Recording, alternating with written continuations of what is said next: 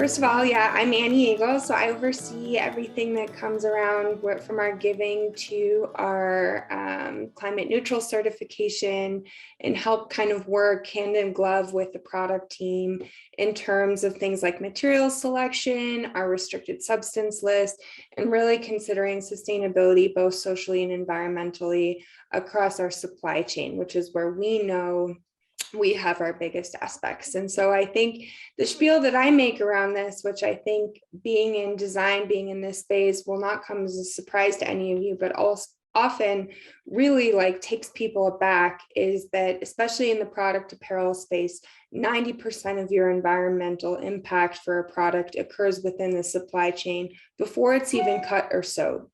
And so of really thinking as designers about what is the reality upstream from where you're at? Really considering that the International Labor Organization now quantifies that coercion and forced labor in global supply chains is now the #1 cause for human slavery across the planet now. It even beat, in a really horrible kind of race to the bottom, sexual slavery trafficking.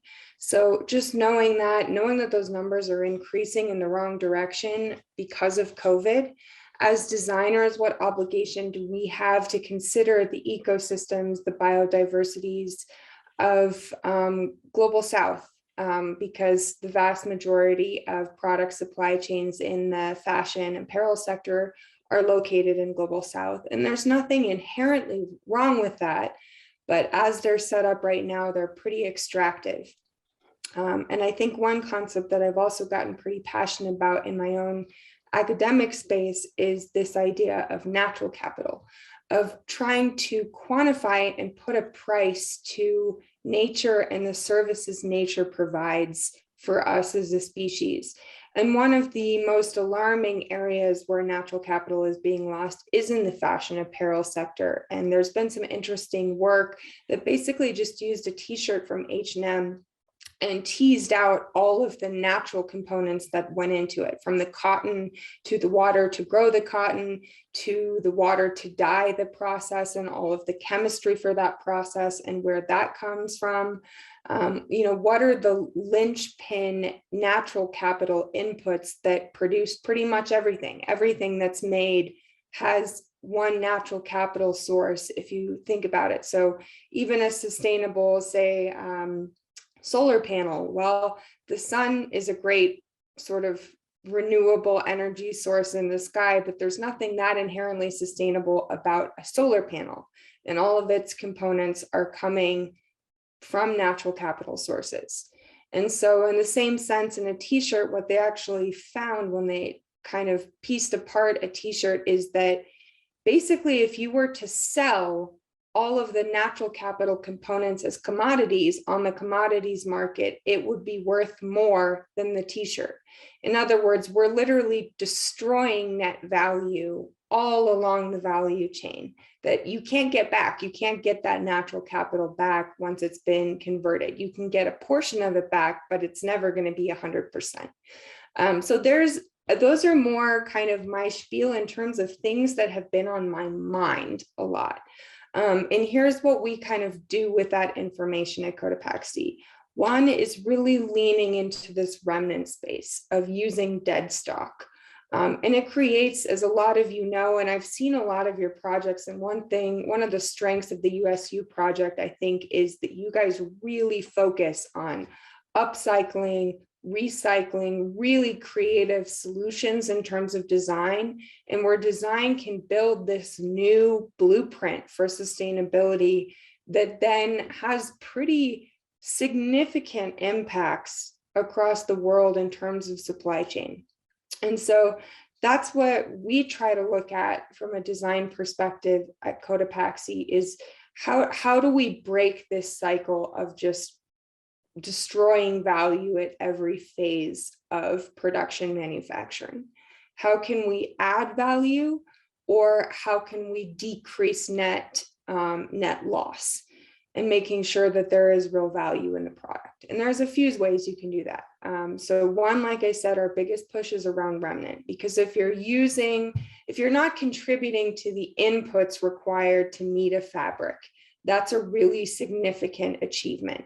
And we know that the carbon and social inputs, once you have the fabric that's been milled, are significantly less. And so we take the stance as the company of trying to just move away from anything that's virgin, because we have enough materials that are already post-production that we should not have to manufacture any more fabric. The amount of fabric we're sitting on as a species it should be sufficient for us for all time. Like we should be good. We shouldn't have to be making any more fabric. It's like something insane. Like, it could cover the planet 11 times over, and that's just the excess fabric. So I just think there's some pretty astonishing statistics around there. So moving away from virgin in general is a really good move. I think the other thing that we've really taken to heart, given that our mission is really on ending poverty in people, that we must lean into our supply chain. We must extend a hand to workers throughout this phase. The way that the vast majority of workers in supply chain are women. And, some of the stories that we've gotten back through fair trade, through some of our grant making across our supply chain, paints a very different picture of COVID than we have in America, which is largely, it's still pretty political, also personal, who's gotten vaccinated, who hasn't.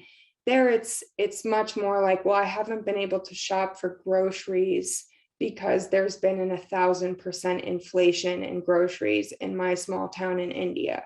And so we're talking to people dealing with a very different set of issues.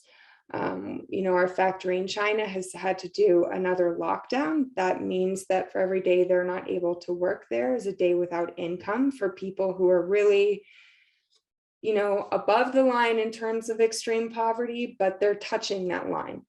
And we're also seeing that 8 to 10 million people, it's projected, have been pushed back into extreme poverty who escaped poverty in the last 25 years, that there's been a massive downward surge of people who are being pushed into extreme poverty. The vast majority of them work in informal supply chains. So you're thinking about construction laborers, you're thinking about factory workers, you're thinking about miners. So these are the kind of people who are most vulnerable and who have been hit hardest by this pandemic. And so I think we're taking active steps at Cotopaxi. One is just around pricing, making sure that when garments are priced, that we see labor priced in a way that is fair labor wage. Very few brands insist on transparent pricing because they don't want to provide it and the supplier doesn't want to provide it. And so it's a no-win situation really, where neither party has insight into, like, frankly, how that dynamic is working as a business model. And in the end, the people who are most susceptible to, say, debt crashes, cancellations of orders, situations like COVID, are workers, because they can get pushed off while the product pricing has already been agreed to, but there's no hard agreement around labor price. And so that's one, is making sure that labor is being priced. The other thing that we're really trying to do is just with our grant making, reach out to all of our factory suppliers, especially in tier 1 and tier 2. Tier 3 is a little bit harder for Cotopaxi to do anything about because we're such a small piece of that business. And frankly, we use so much remnant recycled, it's not always that relevant, but of just providing immediate grants, and a lot of them have just ended up being cash assistance. It's literally to help pay for groceries. It's to help them pay for vaccines if they're at cost. It's paying to have a medical staff. One of our grants was used to just have one of the government kind of medical people in the factory being able to test people, but it also allowed the factory to stay open because the Chinese government felt that they had like a government official there keeping track of the spread. So there's a lot of innovative things you can do in the grant space, I think, to just reach out to your suppliers, knowing that they're taking much more of a hit than we are on the brand side, and yet they're part of your company, right? I mean, a lot of companies don't like to think about their suppliers as part of their company, but if moving to stakeholder business models, for me, if you're not considering your workers, if you're not considering your suppliers, if you're just considering your customers, you're leaving out the most vulnerable, and you're kind of choosing to ignore the greatest risks you pose to people and planet, which definitely occur in the supply chain. And so that's my supply chain spiel. And then I think from designers, what I'd love to know from you, and feel free to make this more of a conversation, is what are the struggles that you're kind of working with? How do you guys think about taking those things into account? How do you guys treat sustainability? I'd love to know some of the projects you're working on, or if I could help you brainstorm around any issues. So I'll pause there. I think my biggest problem in designing is I get really overwhelmed with how big of a problem it is. Yeah. Right? Sometimes as I'm designing apparel, it's like, oh, this would be really cool. We need this in the world. And then I just think like, wait, no, we don't. We already have enough of everything, like you were saying. So I'm just curious if you, because this is your entire job, is to just worry about sustainability. Do you ever get overwhelmed and kind of discouraged, or how do you fight that? Never. That never happens. I'm like, right? 100%, we got this. We don't even need to worry about it. It's not overwhelming How at do you do all. The that? size That's and so complexity of hard. the problem is like not a big deal. It's totally solvable. Yeah, no, Yeah. no, I like panic every day about this. Okay. And it is super overwhelming. And I think the trick to it, at least in my mind, is understanding like what's material and what's not material to you. Meaning like, not just what is the problem, where is the problem entering your design space, and what can you do about it? And so I'd say from your space, like I know a lot of designers, there's just so much new information on materials that come out every day. Like just, and that's why I would say go into Hig, work in Hig Index, and just say, you know, I'm really curious about just like maybe recycled natural fibers. Like maybe that's kind of where I start, and start with something that's already taking into account the materials issue. And you already know that by working with, say, like a certified organic natural fiber, and you're doing recycling, which is very hard to do with natural fibers, like that would be an amazing project because no one's really figured that one out yet. And we know that natural fibers are biodegradable, easier to recycle wool, but we're still not seeing those things in projects. And I think that that's where the benefit of, say, like smaller academic programs or even smaller companies like Cotopaxi, we can go pilot something that these bigger companies that are these massive contributors, they just can't pilot something. For them to go pilot, they're not built that way. They're not built to be that flexible or entrepreneurial. And so that's where I would think about it, is like just start somewhere and be positive in perspective. And I think that's the harder thing that I've had to remind myself, is like, I'm not going to go ignore the bigger picture because we know it's bad. We know it's pretty grim. And I feel like if you try to ignore it, both on a personal and professional dimension, I feel like it starts to seep in. And then you have this moment where it just overtakes you because you've been ignoring it. And so just saying, okay, man, this is a really big problem. I'm actually feeling super overwhelmed. I'm going to put that to the side. It's there. I'm not going to like hide it, but here's maybe my little space where I'm going to go do something positive and pilot it. And understand that, like, frankly, if you're taking into account sustainability from the smart as a designer, no matter what product you get to, you're already demonstrating a different kind of thinking that's happening in the mainstream. Like that's just still that kind of sustainability design, human-centered design. I'm not seeing that across the you know, like Forever 21's Gap. Like we got a ways to go, you know. So I'd say it's a hard balance of perspective and positivity. Cool. Thank you. I had a question. So working in like the remnant space and things like that, or like how you mentioned that we have a large excess of materials, how do you compensate for like competitive material sciences? Like if you want to have like the newest or best materials, or like you need improving on certain things, like how do you compensate for that working in remnants? And that's such an interesting question. It's a great question to ask. And the answer, our company answer to that was, I don't think it's possible to work with remnant or really good recycled materials have gotten much better, and provide the highest technical performance. And so that was a company decision we had to make, that we were going to go for sustainability over technical performance. And so it's a trade-off. And I think that anyone in the design world, you guys understand this much better than your average consumer. Sustainability is a series of trade-offs. It's not a series of obvious improvements. And so, the compromise that you're making in sustainability, which is what I really look at, isn't so much just the performance of the product. That is more my design development team.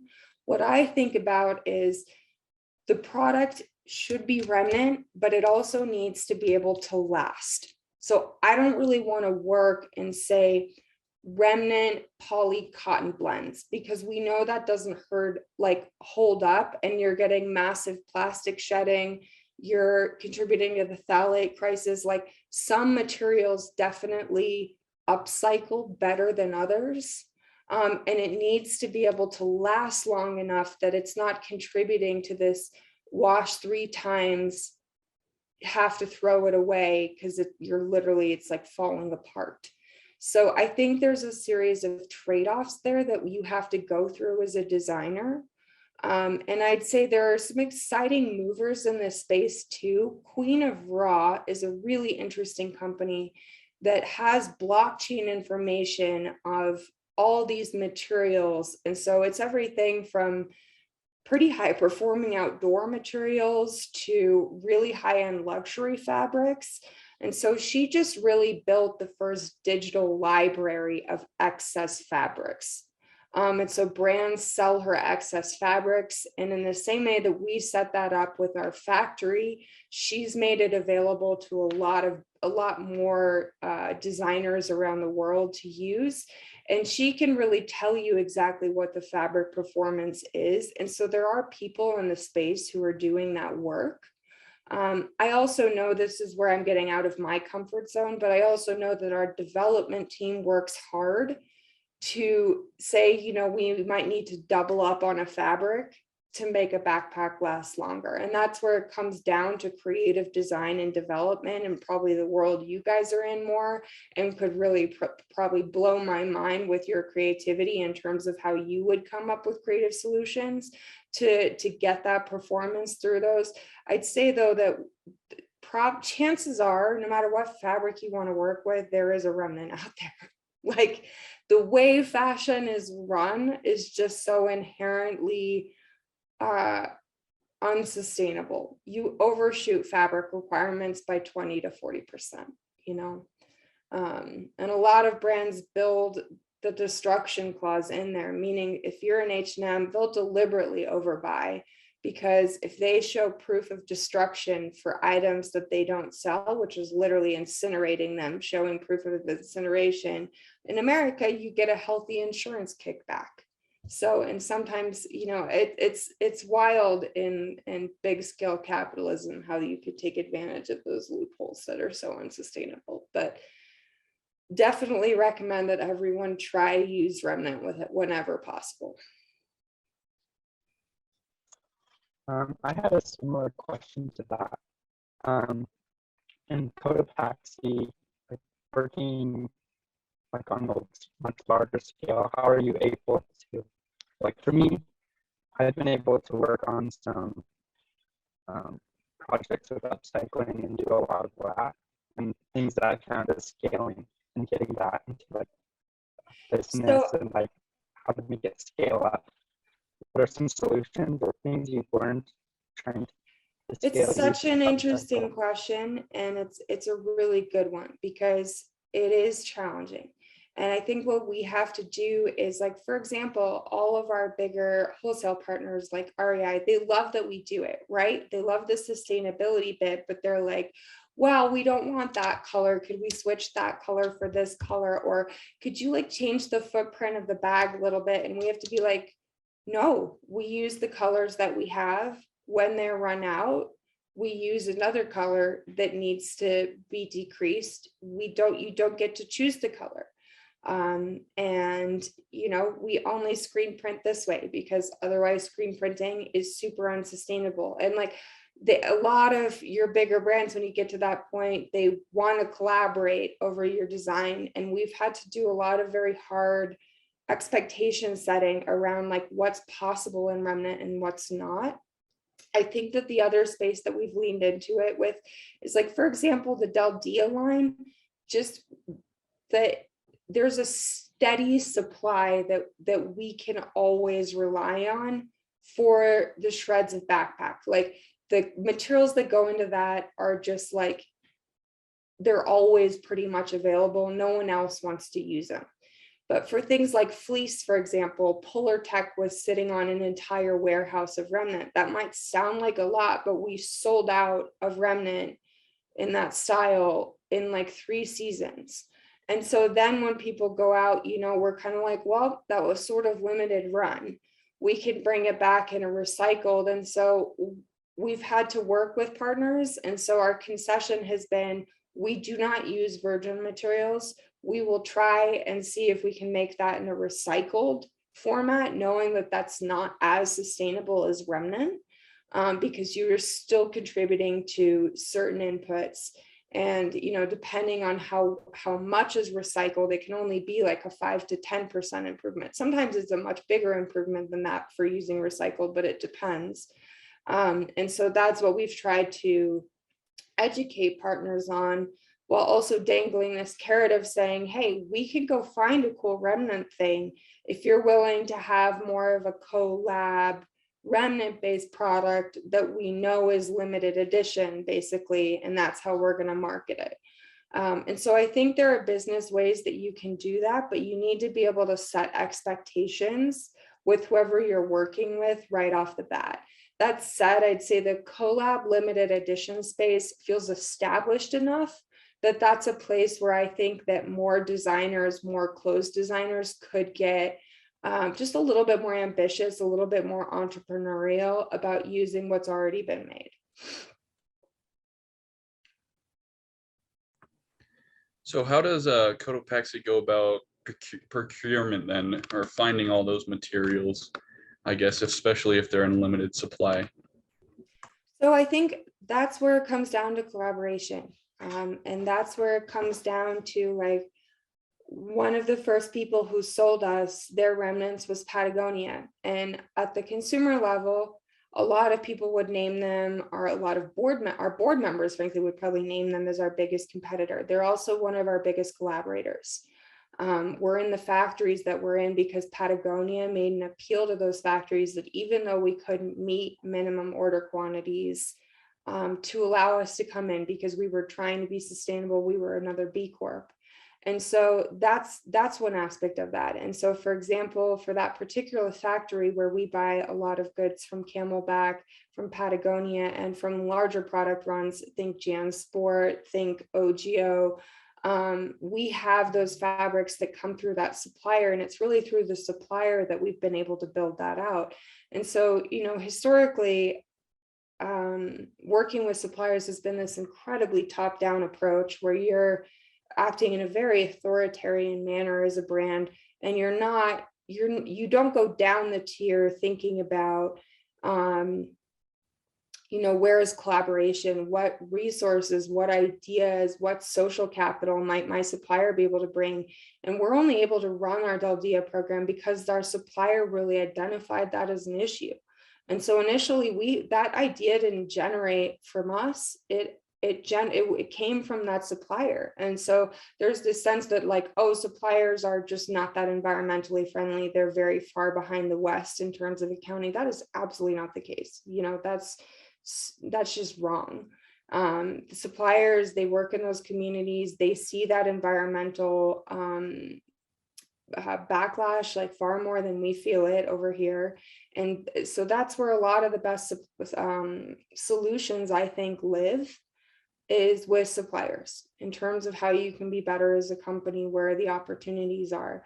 I also think reaching out to brands in your competitor space and knowing that pretty much every larger brand out there is going to have a significant amount of excess fabric.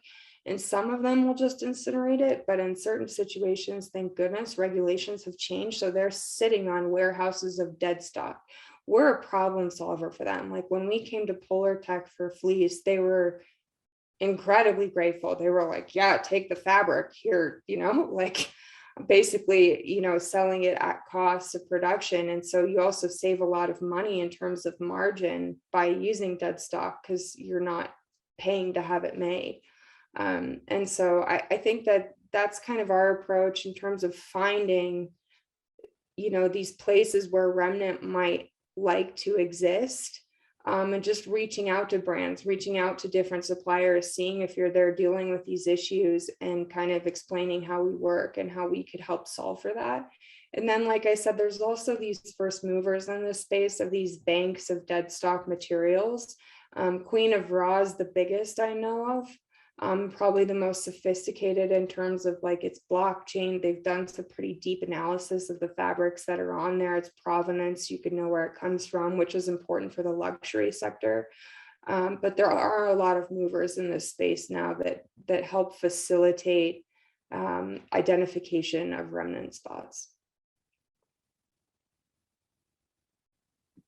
Awesome, thank you. Yeah, no worries. I had a quick question about that Queen of Raw page. I might be exposing a little bit of my own ignorance here, but I always thought of remnant as being just like small bits and pieces of fabric, but it's more or less like just yards that are left over, correct? Yeah. Okay. And I was wondering like why they were able to sell such large quantities if it was remnant, but I guess it just seems large to me. Most Because I'm only companies, working on small projects. because companies, the problem is they'll buy all the fabric and then bring something to market, see how it does. And if it's a flop, then you're sitting on the fabric, right? So I think, I mean, typically just like how this works for bigger companies, what you're going to do is you'll send money to your tier 1 supplier to go buy from a tier 2 supplier that you request. You'll give that information, and you're always going to kind of overbill it, the amount of fabric that you'll need for that product run, right? And so typically that's 20%. And so if you're an H&M and you bill it over 20% for an item that's going to be in, you know, some outrageous number of doors and online, that's going to be a lot of fabric. So I think, you know, the strange thing is Cotopaxi is still down here. And I think the gap between like more small to medium sized enterprise, or even companies like a Patagonia in the $2 billion space, the leap from there to say Zara in terms of quantity and footprint is just huge. There's like this weird massive gap. So that's why you're not looking at scraps there, you're looking at yards and acres of fabric, literally. So there'd be a lot of remnant out there, just a lot. There are also some cool ones too. Mood Fabrics does the same thing. So that's definitely more B2C than B2B. I'd say Queen of Raw is more B2B. Mood Fabrics tries to use upcycled. You can choose to select among remnant pieces that come from like designers. And so like just in my own world of tinkering, like you can buy like really nice silks that Hermes didn't use. You can buy silks that Calvin Klein didn't use that are all remnant. And so there's some cool options out there, and it's a nice way of getting slightly more affordable, really nice fabrics. So as Cotopaxi has grown, have you found that it's more difficult to get remnants, or is it just like an endless supply that's out there as much as you could ever want? Unfortunately, until we get the radical systems change, like we're not seeing any, we're seeing more remnant, not less. Wow. And I think people like just don't realize that. Like it's a strange thing in terms of colorway, right? And so sometimes certain things are limited. And so what we see is certain limitations in colorway, if that makes sense. But, and also certain fabrics just being more available than others for remnants. So we're seeing a lot of like, there's a lot of fleece remnant, there's a lot of cotton poly blends, like more of that than you could ever want to use in one lifetime. And taffetas, very like that's very available. And Cotopaxi in particular, where we sort of made our niche too, was using colors that someone might use for like a tag. That became the basis for a whole sweater. And so I think our color blocking, you know, that wasn't a design decision so much as it was a sustainability decision to see if like quirky remnant could be sold as a similar piece, and it kind of keeps some of that upcycling. Like when you look at our products, it's not a surprise to anyone who's looking at them that you see the upcycledness about it. Like there's something that looks put together, but it is a little bit hodgepodgey sort of in terms of colors. You know, it is really unique and one of a kind. And so, yeah, we're definitely still seeing a lot of remnant. I think where we have to push back is colorways. So like some of the Daldia color profiles, and we will go back to our factory and say, for this, if you could only use blues, like only whatever remnant blues you have, still remnant, but just blue green. So that's kind of the color palette. And so like, you know, we did run out of a certain blue and a certain green last year, and REI just wanted to increase that colorway. And we had to explain like, that's no longer an option. And then that is where the partners can be like, well, we're not really comfortable buying into a different colorway that's available. And then the conversation gets trickier, and we sort of say, well, then, hey, come on, you guys have your sustainability standards. This is a sustainability choice that you're making here. And so like maybe don't buy into that. Or if you want us to make a switch to say non-remnant, but recycled items in this, here's what it looks, but here's how that decreases the sustainability performance of the product. And so just working with other designer teams, working with bigger companies like that to get them to understand how designers think, how sustainability think needs to happen, that it's a mindset, it's not a single solution. And hopefully we can be part of the educator with some of these bigger companies. How do you choose those colorways with the companies? Do they send you samples of each of their remnants and stuff? And yeah. Yep, exactly. And that's the design process. Like, I'm not the right person on our team. We have an amazing colorist, M. Smith, now M. Givens.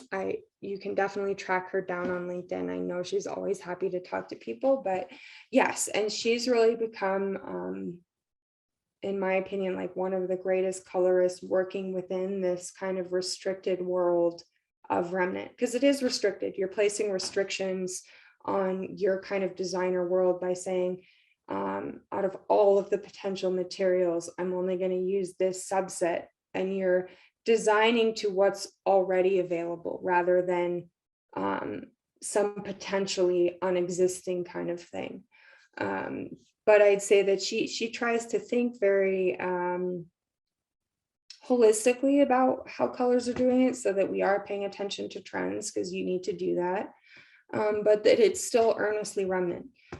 So I think that is how it happens. Suppliers send us the remnant. Lots of types of companies send us remnant. Like the amount of people, like we used to have to do a lot of outbound work to track down remnant.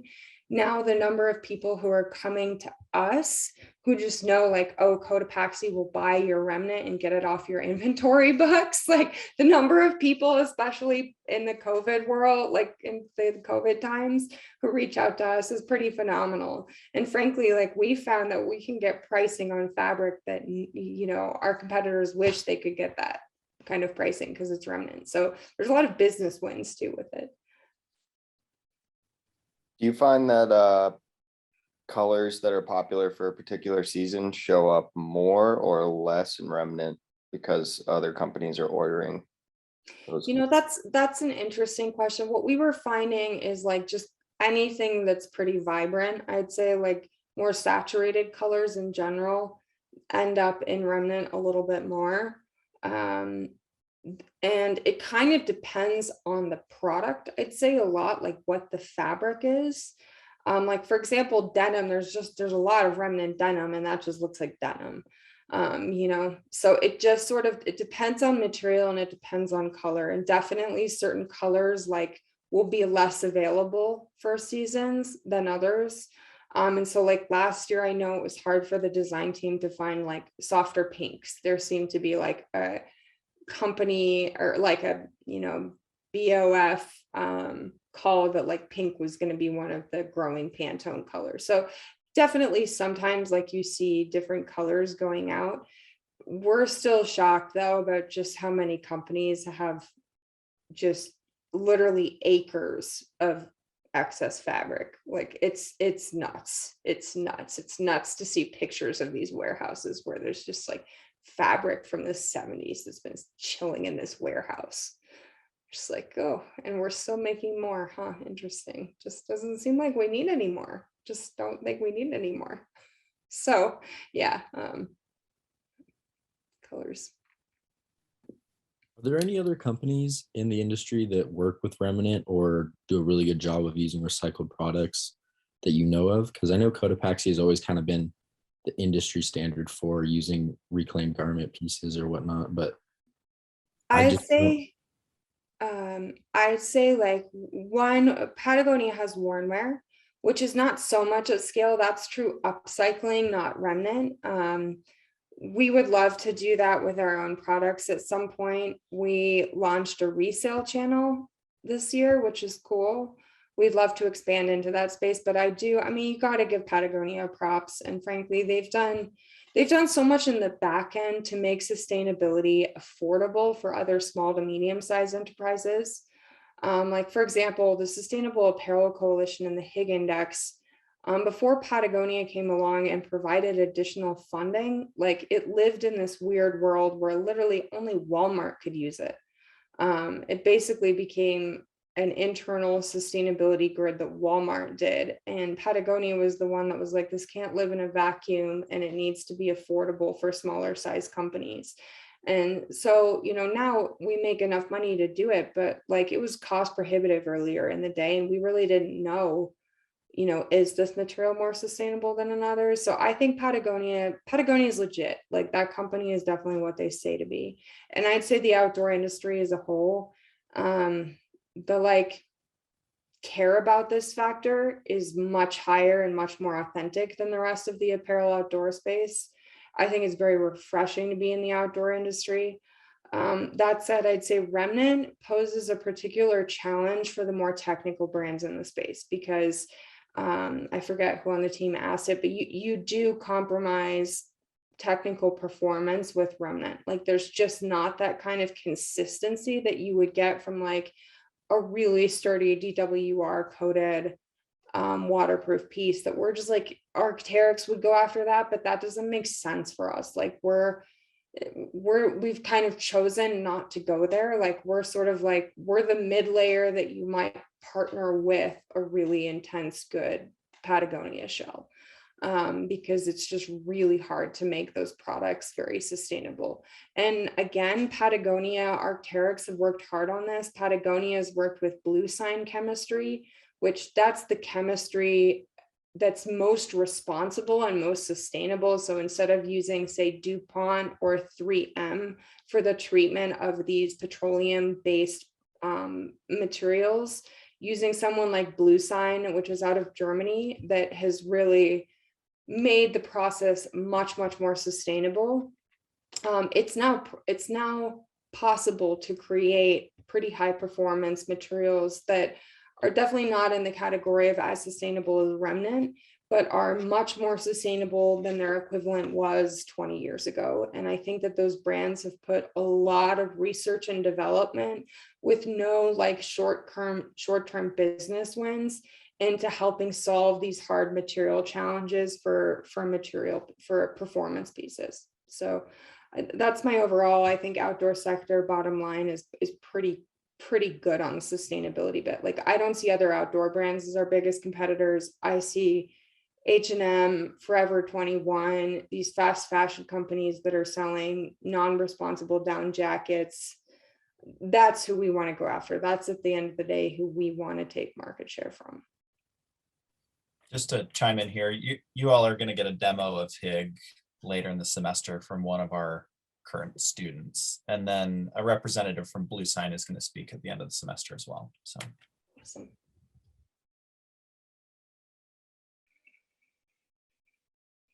Do you have any other good resources for Remnant fabric?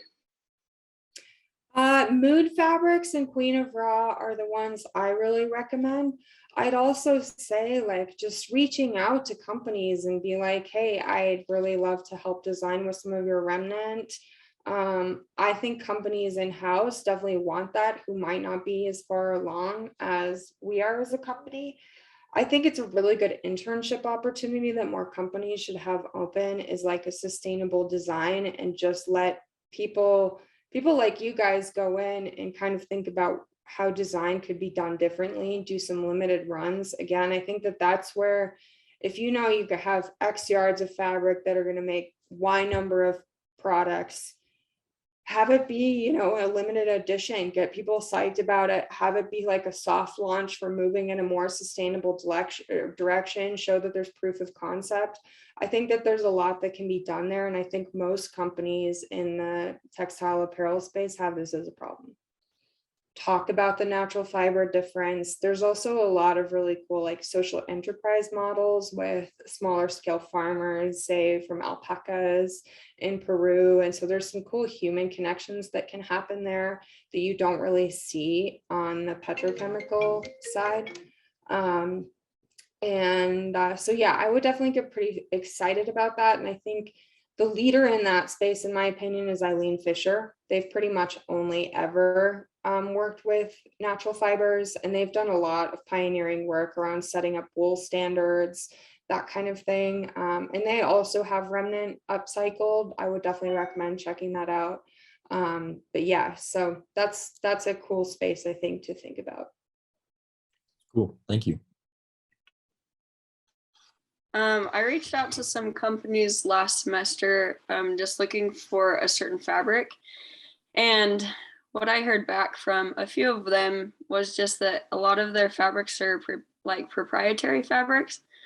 And so like they own the fabric and the content of it in the specific way that they've created it.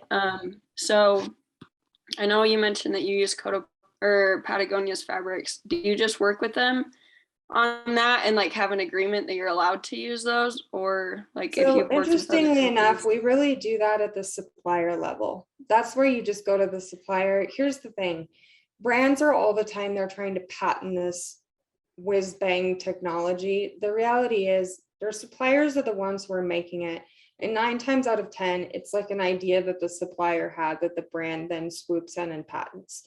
And sometimes when the supplier is clever, they'll own the patent. So you guys, I'm sure, have seen that this is made with X number of plastic bottles. Well, that's one supplier who figured that out. It was like one super passionate guy in North Carolina who got really sick of just seeing plastic water bottles wash up on the beach, and was like, let's make a fabric out of that, because you can make fabrics out of anything plastic. And he was the person to figure that out with his supplier team.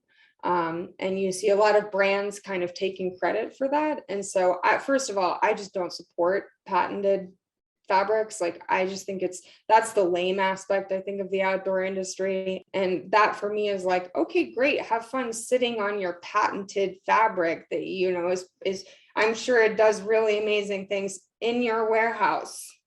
Like, yeah, it's out there really testing the limits of its, like, you know, ability to waterproof the person who's definitely not wearing it because you're not using it. So there's some of that about, like, kind of swiping in, and I would recommend maybe reaching out to some B Corps first. Like, reach out to companies who are a little bit nicer. I wouldn't reach out to the big dogs right away. And I would say that the most technical in the space can behave a little bit oddly around stuff like this, in my opinion. In which case I would go, man, I think there's huge opportunity to, like, skip the brand to brand. Like, go talk to suppliers. Go talk to suppliers about what their pain points are, about, you know, whether they've ever considered a direct to consumer model. Like, that blows my mind that more suppliers, China's figured it out a little bit through Amazon. There's a lot of just Chinese suppliers that are selling directly through Amazon, which has some negative human rights topics, because there's no, Amazon doesn't have any auditing requirements for brands to sell through its platforms the way REI does. On the same hand, it's allowing some suppliers to cut out this brand middleman and reach Western consumers directly, which means that, you know, they're making a lot better returns. So I would reach out to suppliers if you're not getting good responses from brands. Awesome. Well, Annie, we're at the end of our class. I think could spend another hour with you listening to what you have to share with your experience with Cotopaxi. And I really appreciate you meeting us so early this morning. And thank you so much. Absolutely. Well, thank you so much for having me. You guys are superheroes. Keep doing what you're doing. It's so important. We need better designers in space to go, you know, really put values first. So looking forward to seeing some of your projects, and feel free to keep in touch and connect with me on LinkedIn. Always happy to hear from any of you.